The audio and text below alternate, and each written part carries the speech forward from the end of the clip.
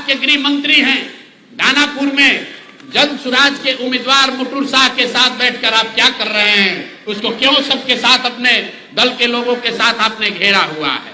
और ये देखिए दूसरा सत्य प्रकाश तिवारी जी के साथ यहाँ के भारत के दूसरे मंत्री धर्मेंद्र प्रधान बैठकर देखिए चाय नाश्ता कर रहे हैं, लेकिन आप उसके घर पर बैठ के उस पर राजनीतिक, आर्थिक, सामाजिक दबाव बना रहे हैं, उसको धमका रहे हैं।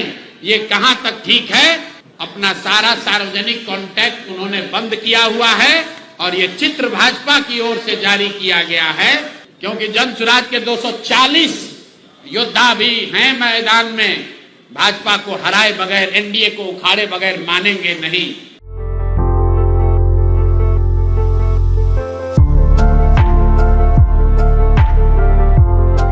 नमस्कार, पॉलिटिक्स में आप सबों का स्वागत है। भाई साहब चुनाव लड़ने आए हैं कि आए हैं सत्यनारायण भगवान का कथा पढ़ने के लिए? और चुनाव में क्या क्या होता है इस खिलाड़ी से बेहतर कौन जानता है, क्योंकि ये खुद चुनाव लड़ाने वाला रहा है और उस लड़ाई में पॉलिटिकल पार्टी किस किस तरीके के हथकंडों का इस्तेमाल करता है, प्रशांत किशोर से बेहतर कौन जान सकता है? ये हमको बताइए। प्रशांत किशोर से बेहतर कोई जानने वाला आदमी होगा? और वो आदमी आज कह रहा है कि हमारे प्रत्याशियों का हरण कर लिया गया है, हमारे प्रत्याशी को नॉमिनेशन वापस करने के लिए मजबूर किया गया है। हम तो जो पहली बार चुनाव लड़ रहा है ऐसे 200 लोगों को टिकट दिए।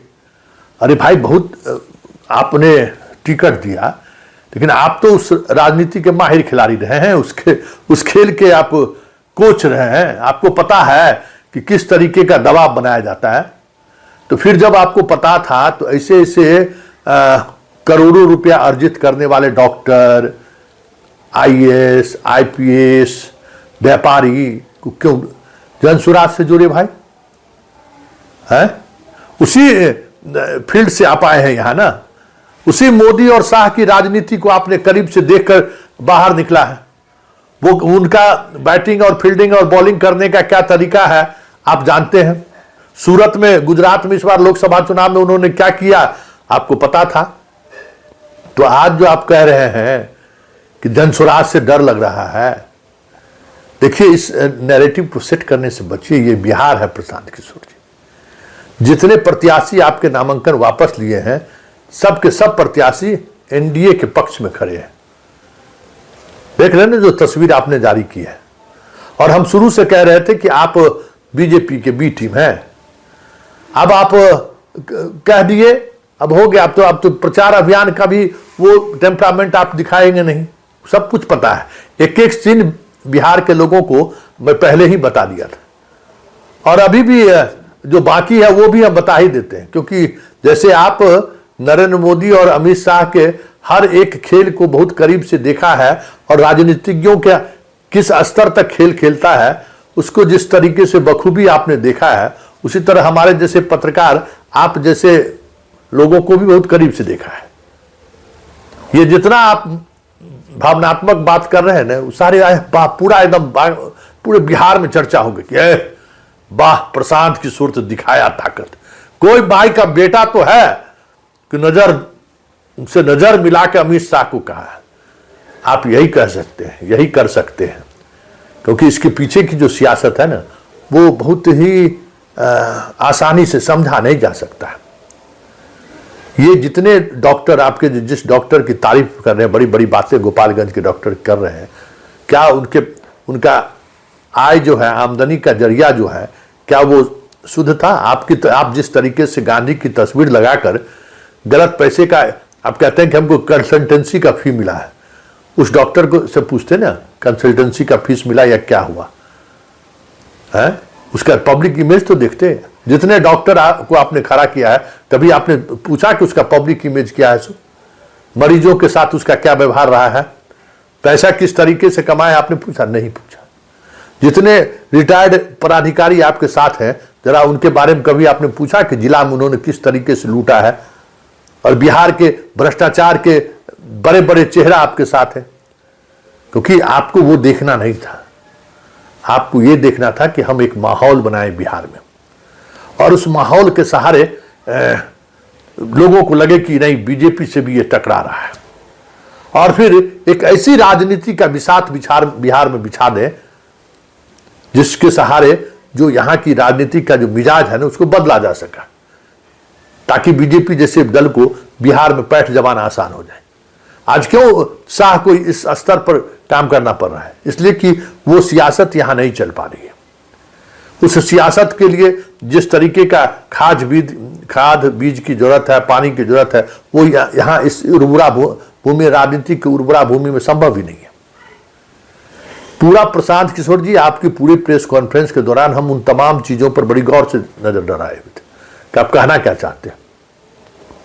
जनसुराज से कोई डरा नहीं है।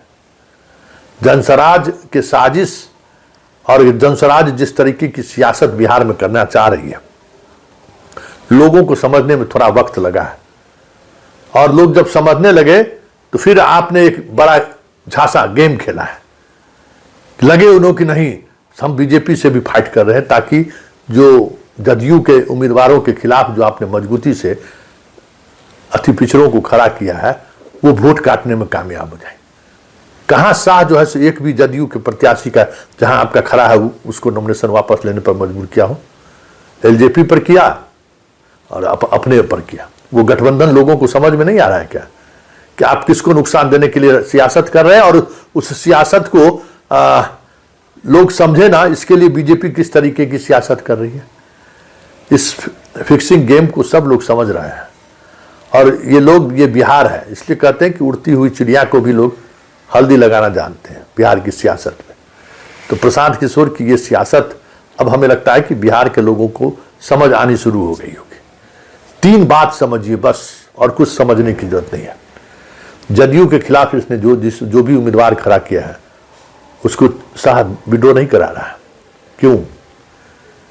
ताकि ये इमेज बन सके कि ये सिर्फ बीजेपी वाले का उम्मीदवार और एलजेपी वाले के उम्मीदवारों को हटा रहा है, और उससे प्रशांत लड़ रहा है, दिखाने के लिए। सब कुछ फिक्स है। इस बार देखिए, इस बार के चुनाव में जनता को बहुत ही दिमाग से काम लेना पड़ेगा, क्योंकि ऐसे बहुत तरीके की बाहरी हमलावर हैं, बाहरी लोग हैं जो इस साजिश को अंजाम तक पहुंचाने में लगे हुए। मतलब आपको पता ही नहीं चलेगा कि कौन किसके लिए बिसात बिछाए, कौन किसके लिए चक्रव्यूह बना रहा है। तो ये जो प्रशांत किशोर है ना, इसके चक्रव्यूह को समझिए। ये भाजपा का वाकई में जो इन पर आरोप लगता है बी टीम है, उनके कई कारगुजारियों से ये बातें सामने आ चुकी है, और ये बातें पब्लिक डोमेन में ओपन नहीं हो, इसके लिए ये सारा स्क्रिप्ट लिखा जा रहा है। सम्राट चौधरी पर हमला, दिलीप जायसवाल पर हमला, अशोक चौधरी पर हमला, फिर मंगल पांडे पर हमला, और उसके बाद प्रत्याशियों के गायब होने की बात करके, प्रत्याशियों को जबरन बिठाने की बात करके एक इमेज बनाने की कोशिश कर रहे हैं कि हम बीजेपी से फाइट कर रहे हैं, ताकि अन्य सीटों पर जो हमारे उम्मीदवार खड़े हैं उनके साथ बिहार के बदलाव को लेकर जो उतावले हैं युवा, वो बने रहे और उसका लाभ बीजेपी को मिल जाए। यही इसकी सियासत है, और इस सियासत को जरा समझने की जरूरत है। चलते चलते जरा उनकी बात को सुन लीजिए, और उसके चेहरे के कॉन्फिडेंस को और उसके बात करने की शैली पर जरा गौर करेंगे, बहुत सारी चीजें आपको समझ आनी शुरू हो जाएगी।